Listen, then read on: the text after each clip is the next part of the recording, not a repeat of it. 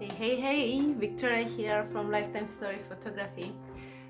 So today I was thinking to just talk about how I started doing newborn photography and maternity photography, and just to see if you have something in common with me, and maybe you can learn something in the way. I'm not sure if I've done everything right, but who cares? I'm here and I'm still alive.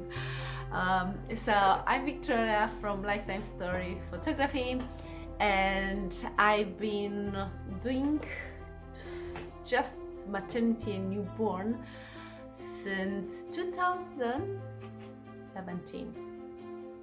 Yes, I've done photography for many years. So while I was in Romania and after the revolution in 1889, we were allowed to have a camera in our homes. Till then it wasn't quite so popular and we didn't have so many images of us as children, or I didn't have my newborn photography done, so I don't know how I looked.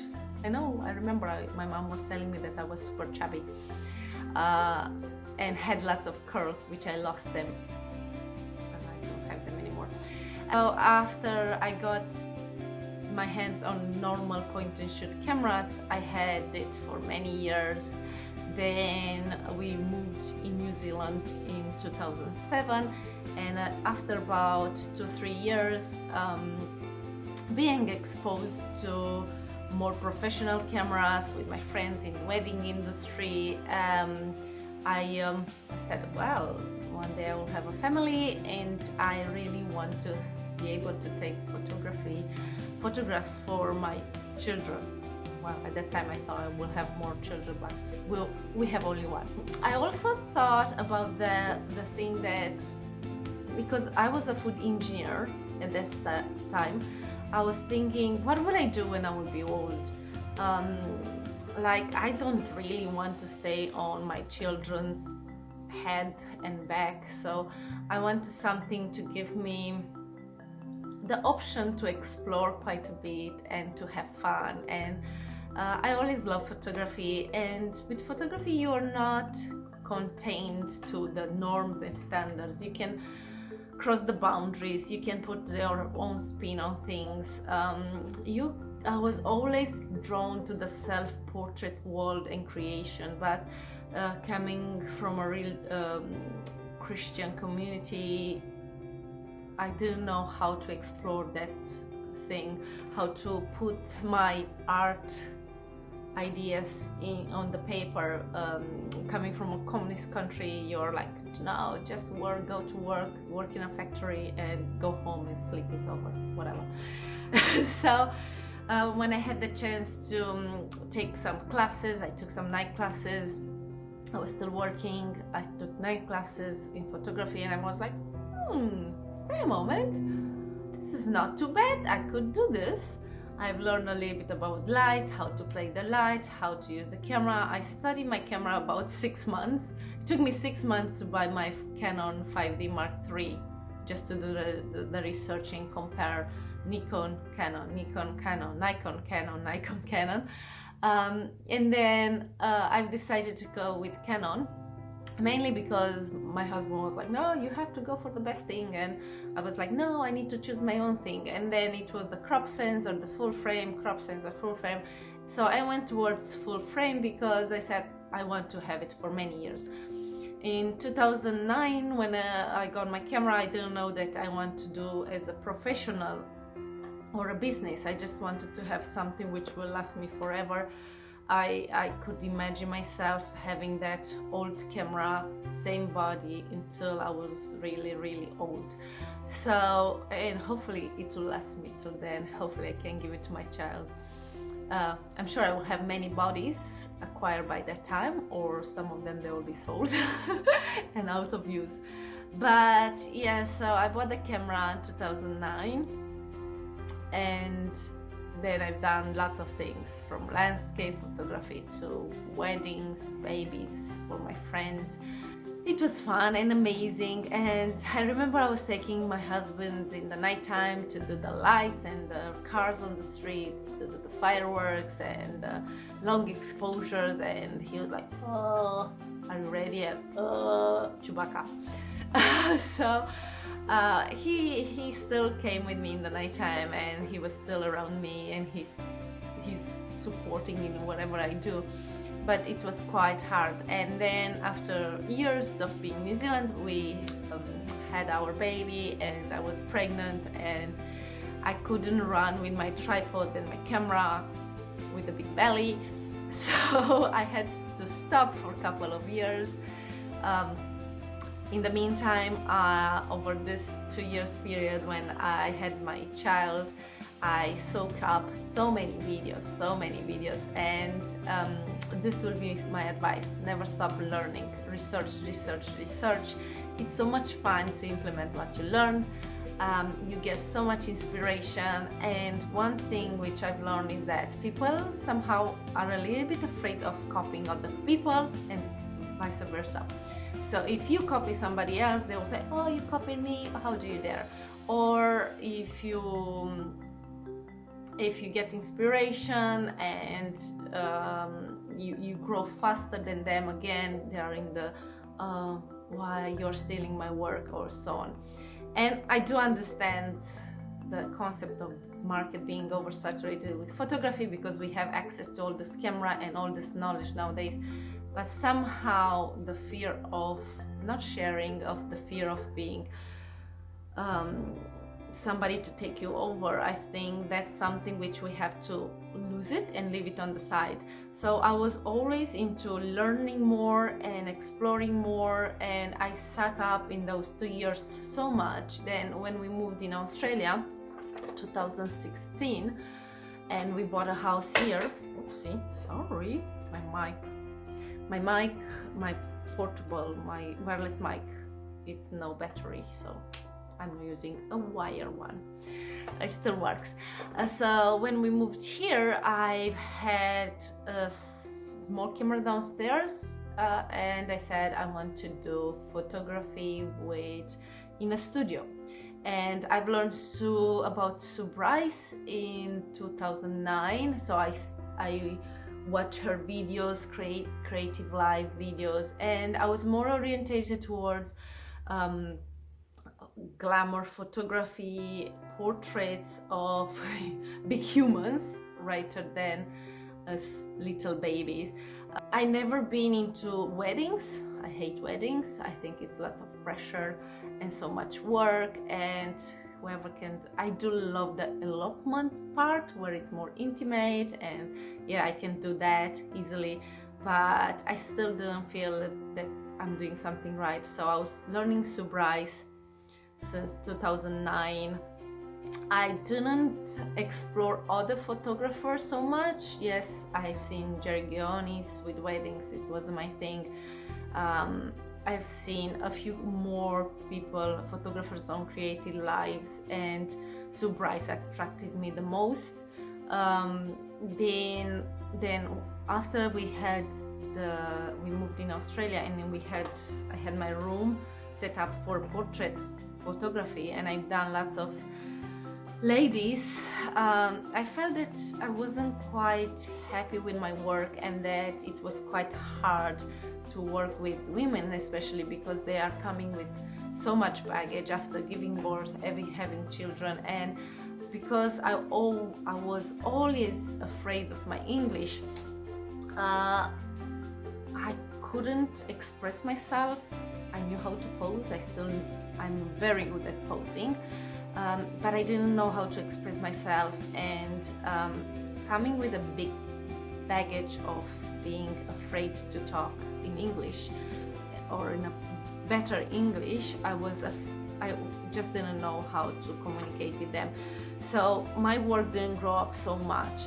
And the brilliant part of nowadays being in groups, you can find your community, your friends. So I found more Romanian friends, more photographer friends, and I connected with them. One thing which I really love is to connect with people and talk with people and be between people. So that's my thing. I'm happy between people. I'm not hermit, you call it. So I've asked questions, and I had a friend, and she told me, Victoria, what do you like more? Do you like babies? Do you like glamour and all this stuff? And I said, I don't know, but I do love babies. I loved photographing my son when he was a baby. So she said, okay, then go back to and photograph a couple of babies and see how you go. So the first sessions, so I've started photographing just newborn babies in 2017, September. I remember I took my first 5 model calls, which they were not bad, but hilarious in saying that. And then in January, again from Sue's group, because that time there was open, Sue Bryce education was open in the group, I found out about Kelly Brown, which was in Brisbane here. So then I joined Creative Live and I joined her group, and I've learned a little bit about newborn photography from her website. But then Kelly Brown, she's done in March. So in January I joined her group. In March or April, February, April, somewhere around there, they had mentoring retreat in Italy, and I wanted to go home to see my parents, so I went in Italy. I've done the retreat mentoring for 3 days with 3 amazing photographers: Sandra Hill, Russ Jackson, Lisa Dunn, and then Kelly Brown, which is done more marketing. So I haven't done one-on-one mentoring with Kelly Brown, but I've done it with the others. I still saw Kelly Brown doing some maternity posing and other marketing tutorials or tips like that, but mainly I've learned my skill from Sandra Hill and Russ Jackson. So because both of these 2 mentors have worked with 2 different light systems. Russ was having the light, Sandra Hill was having some shadows here, who cares. Sandra Hill was natural light, so it was amazing to see them working in different ways. And that time, about mid-2017, I discovered the world of newborn photography, which is huge, amazing. Like you can't imagine. The people are so amazing. Then I've seen so many newborn photographers starting from low, no skills, and within 6 months they were like boom here. So that was a learning curve, and it told me to not stop thinking, not stop asking questions. Look for people which they attract your soul, look for people which they attract your mood. I've learned not to admire people so much because of where they achieve, what they achieve, or where they are, because once you don't know how they have done that, you don't know how much work they put into it, you just don't know that the grass is greener on the other side and why.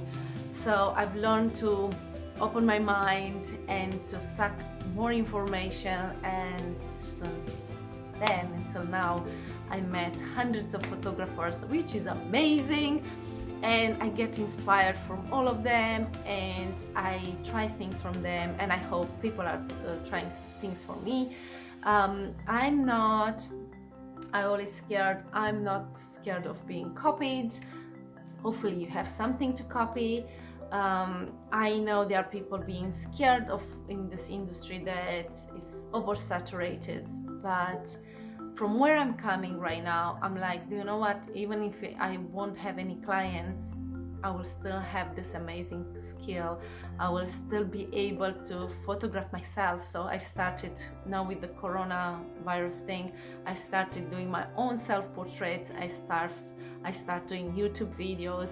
I start exploring the travel photography for my own good, just because I plan to go with my child and show him the world.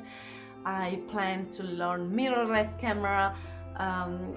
I don't know where life will take me, and I really don't care. As long as we are healthy and we have a roof and clean water and food, I'm okay to explore. And I've learned not to be stuck on people. This is my great advice. Do not get stuck on people. People are coming into your life with a purpose. One, to stay, and the one with they stay in your life, you will be able to count them on your fingers on your hand, to learn your lesson, or to learn your lessons, or to make you happy, and even for 2-3 minutes or whatever they are in your life for. So yeah, right now at the stage I'm loving it. I love doing newborns photography, and I love doing maternity photography so much, because I can curve the mom's body, I can make them hot in a moment in life when they feel a little bit overwhelmed, it's too much. So for me, posing a woman is like, even though I'm a tomboy, but when I'm thinking to create that shape in their body, I'm like, oh, priceless. And I love it even more when they see their images and they are like, oh my god, this is beautiful. So the next step is to learn more video stuff, producing, and probably trying to expand my little business in more areas. I'm still having a wrap shop, which with coronavirus went boom, flop in the sand. It doesn't work very well, but I'm working on it. And I do plan to take my child and teach him the art of photography as I know. So I plan buying a smaller camera. Probably it will be a crop sensor mirrorless for him to be able to hold it and for me to take it around. So finger crossed. Whew, that was a long chat. So I will stop here because I don't know if you want to know my entire life story. But yeah, that's me. If you like watching my video and chatting with me, subscribe, write your comments below, ask me any questions. I will try to answer as much as I can, or I will ask the right people and I will find the answer for you. I'm Victoria, Lifetime Story Photography. See you next time.